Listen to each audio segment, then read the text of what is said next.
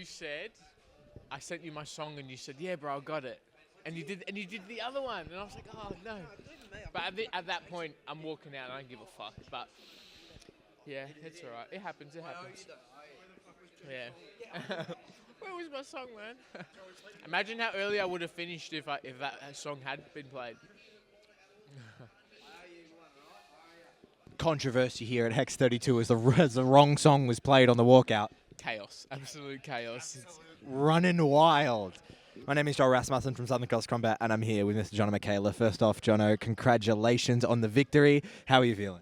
Honestly, mate, over over the world. I think that after my last loss, having not been able to smell the roses, enjoy myself with my family, it's really highlighted how much I'm going to do it this time. It's really brought it up a lot more. And, you know, sometimes you want to sit back and smell the roses and enjoy the fruits of your labour.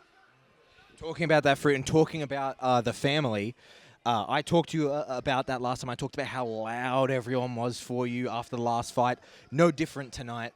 You have been enjoying, you went out, you got some beverages, you've been having some food. How was it to go out and celebrate with everyone? Fantastic, man. You know, just the energy of everyone out there that they get from us fighting, that then we then come out and get back from them. You know, it's sort of like we trade it back to each other. Incredible. It's incredible, and I think that's what makes MMA what it is. With the fight, was it tougher than expected? There were some really good grappling exchanges in there. There were times where he was getting the better of you. You were countering and getting a good position. How was it out there? How did Matt Vale compare to what you thought? I think that he was exactly what I thought he was going to be. You know, like that we thought he was going to kick blindly, which he did, and I countered it. But in the flip side, I think that being a veteran that he is, his ability to kick and then get out of range for the counter and then move off that. I wasn't expecting a shot so early. But man, there was so much that happened in one 5-minute round that I sort of need to sit back and look back over it, because like it just happened so quickly, especially with in the adrenaline and stuff, that I don't really, you know, I haven't broken it down effectively. I've just sort of, you know, just thought back on what I felt. But sometimes what you feel and what it actually looks like is a much different thing. We talked about the time in Thailand, you know, about the improvements you made in your striking. And although the fight was mainly contested on the ground, I feel like you still got to showcase that. However, were you expecting so much grappling, or were you hoping for a little bit more action on the feet? No, dude, I was not expecting, well, especially not expecting him to shoot. You know, that was definitely something that was not in the forefront of my mind. He's known to be a striker that comes forward heavily, and he even said that he's going to go back to his traditional background, which I thought meant spinning kicks, spinning elbows, wild shit, jumping, you know, crazy stuff. And he did a little bit of that actually, but a shot, didn't expect it, especially because grappling's been where I sort of excel in all of my fights. So I thought it would have been silly for him. And he did, and he paid the ultimate price. And I said before the fight, like, whatever mistake Matt makes, I'm going to capitalize on that, and I'm going to finish him with it. And he shot, and he gave me the ability to scramble and get on top, and he paid the ultimate price, which is a loss. This is something I didn't get a chance to ask you at the press conference, but I wanted to. But now we're on the other side of it. I think the question still applies. This experience narrative that seems to be around you.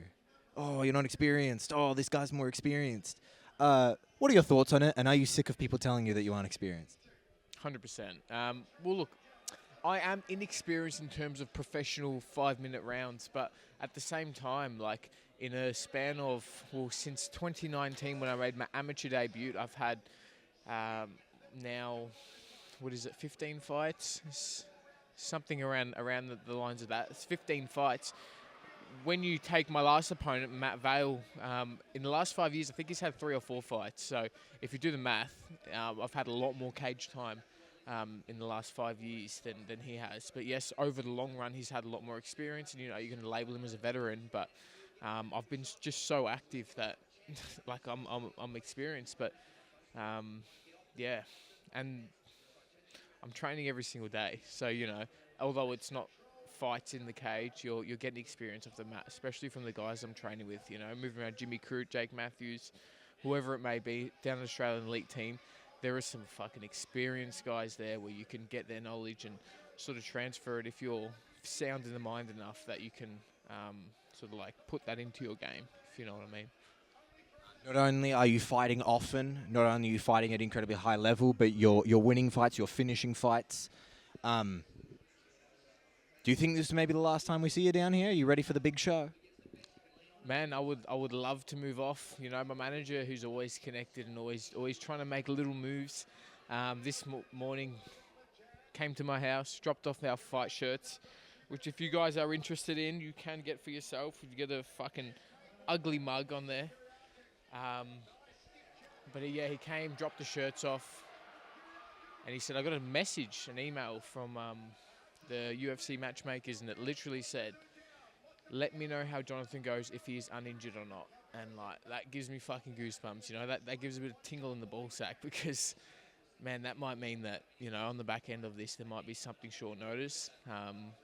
Only time will tell. We'll just have to wait and see and see what comes up, but I've just got to stay ready.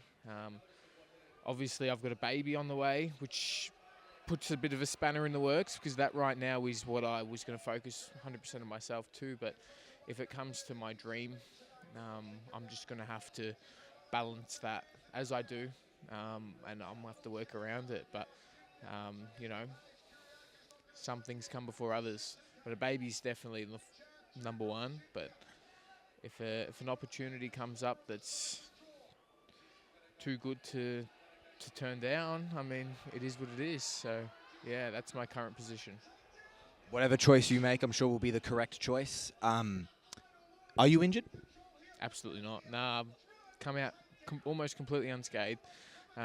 Small, tiny, niggling injuries that will be completely gone in a matter of a week or so. So we're good to go. You know, if there was a fight next week, I'd be able to jump on and get in on that. So, yeah. I understand you are now in that kind of interesting position, the A and the B, the between the two. You never know what pops up. That being said, what does kind of the future hold from you? I know the baby is nearly due. What is it?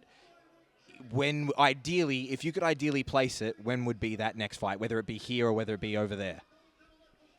Ideally, you know, obviously depending on when the baby does come, 2 to 3 weeks after that, then I can start looking in that way. But who knows, man? You know, I'm a pretty wild guy. I take risks. So there may be a risk there that's too good to turn down. Yeah, I don't know. Only time will tell on that, bro. Yeah, I'm sorry that I don't have a definitive answer. That's fine. I just appreciate being able to hear your thoughts on it. It's not something that can necessarily have a definitive answer, of course. Finally, just to get your thoughts, they've announced that Kit Campbell will fight Caleb Ryder for the undisputed welterweight title. You knew that you had heard about that email before, so I'm sure you weren't too worried about getting a title shot afterwards. But what are your thoughts on that fight? Yeah, I think that fight, you know, obviously Kit got injured, so that fight couldn't have happened, but that's the right fight to take place. Very interesting that Alden's sort of out of the mix, especially that I lost to him, you know. That's something that is there for me that I want to get back. But if it isn't the case, it's not the end of the world for me, man. Like I said, I learned so much from that fight. I gained so much from that. So realistically, like, I've just got to thank Alden for giving me that experience, for giving me that loss, and it is what it is, you know. Maybe I'll never get that one back, but he can take that. I sort of told myself it's going to be a little bit like the Jack Dalla story, you know. Jack Dalla gets defeated by him, comes back and fucking KOs him. But if that isn't the case, and I KO a few other dudes in replacement of him, then that will be what it will be. I'm sure it'll be okay. If it means you're going off to the big show, I think it's worth the trade-off. Yeah, 100%, brother. Jono, congratulations on the victory. It's always an absolute pleasure to speak to you. Go enjoy your night, enjoy the time with your family. If I don't see you before then or speak to you before then, safety to the family, safety to the baby. Thank you so much for the time. It's always a pleasure. Congratulations. Always a pleasure speaking on one of the best Australian podcasts. I'm taking that clip.